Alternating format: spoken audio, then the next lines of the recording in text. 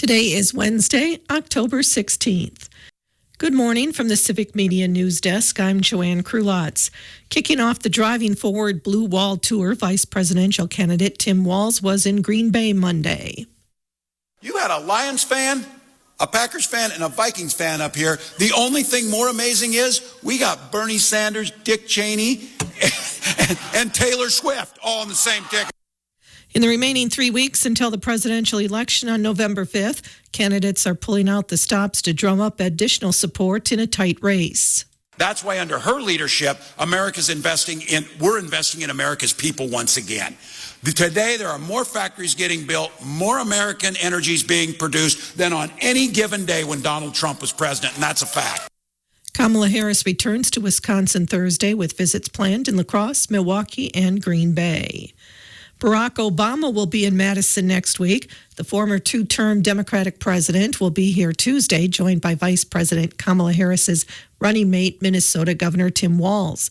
Their joint appearance is timed to coincide with the first day of in-person absentee voting in Wisconsin, just 2 weeks out from Election Day.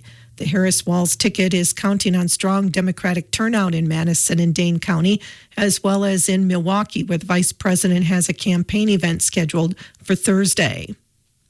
U.S. Senate candidate Eric Hovde has campaign events in Milwaukee County and Madison today. The Hovde campaign says the Republican challenger to Senator Tammy Baldwin will be joined by U.S. Senator John Barrasso of Wyoming for an afternoon tour of national technologies in Oak Creek. Hovde and Barrasso will then join Louisiana Senator John Kennedy for a healthcare roundtable at Investors Associated in Madison.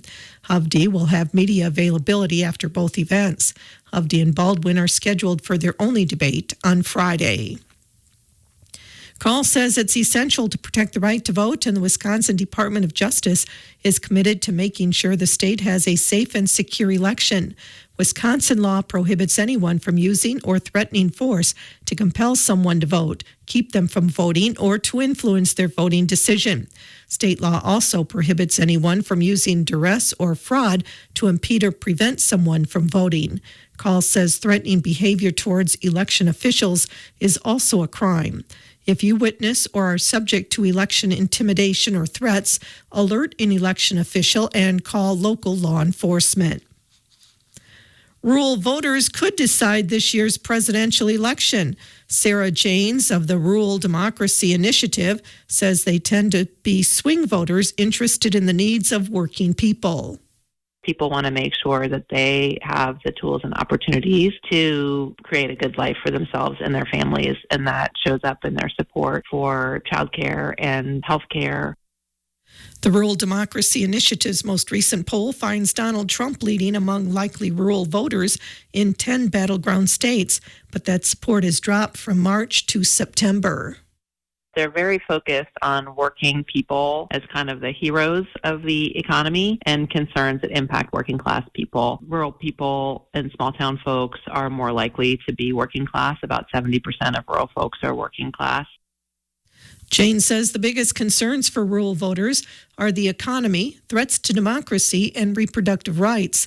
The poll was taken in August and September. Dane County Clerk Scott McDonnell, a Democrat, says a new Star Wars parody, PSA, aims to cut through election information by doing something a little more humorous that would get people's attention.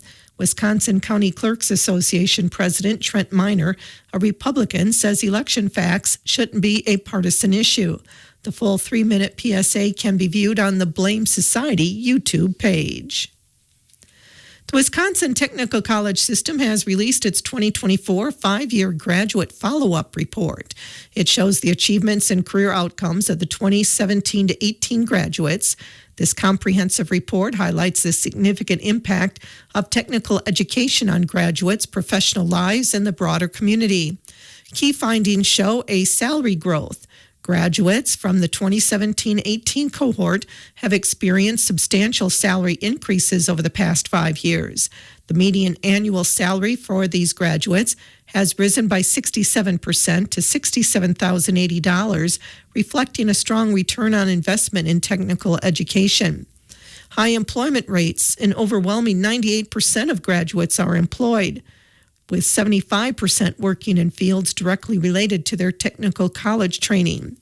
Many graduates have reported significant career advancements, with 72% saying their technical college education was important to achieving higher level positions within their organizations. The report highlights that 83% of graduates remain in Wisconsin, contributing to the local economy and community development. Their skills and expertise are vital to the state's workforce and economic stability. And 85% of respondents expressed satisfaction with their technical college education, agreeing they would recommend technical education to others entering their field. The Wisconsin Technical College System offers more than 500 programs awarding 2-year associate degrees, 1- and 2-year technical diplomas, short-term technical diplomas, and certificates. The system is the major provider of customized instruction and technical assistance for Wisconsin employers. With more than 287,000 people enrolling each year, it is the largest higher education system in the state. Before you send donations to help hurricane relief efforts, consider a monetary gift instead. Better Business Bureau of Wisconsin spokesperson Lisa Schiller says it can be hard to send physical gifts and supplies to groups in hurricane-affected areas. Instead, those monetary gifts can help an organization buy exactly the aid they need in place they can use it. Also, watch out for anyone soliciting for charity or donations on social media. Scammers are known to copy the identity of reputable groups in order to steal charity donations. Schiller says you can find their list of reputable groups helping the Southeast U.S. recover online at give.org. At least 6 Wisconsin farms are giving away thousands of chickens after an Iowa-based processor abruptly closed last week. Wisconsin Agriculture Secretary Randy Romanski says the situation involving Pure Prairie Poultry is unfortunate. Romanski says it's been challenging to find out how many Wisconsin farmers have been impacted. The state ag department lacks authority to take possession of the birds or to feed them, so is focused on being a resource to farmers, some of whom have taken to social media to offer their chickens. Farmers who need assistance can contact the Wisconsin Farm Center at 800-942-2474. The Riverdale One Act cast and crew members will compete and perform at the District 10 One Act Festival Saturday at Reedsburg Area High School. The group will perform When Bad Things Happen to Good Actors by Jason Pizzarello and Ian McWethy. Cast and crew members include Abe Schaefer, Ezra Noble, Cadence McGraw, Alex Schneider, Nora Wolf, Braley Bedward, Vivian Benedict, Adrian Rush, Delaney Imhoff, Archer Imhoff, Ben Bremer, Sienna Deglow, Movana Zarbach, Brandon Meese, and Destiny Bonds. They will perform at 2:30 at the Reedsburg PAC prior to Reedsburg at 3:30 and Barneveld at 4:30. The shows are free admission and open to the public.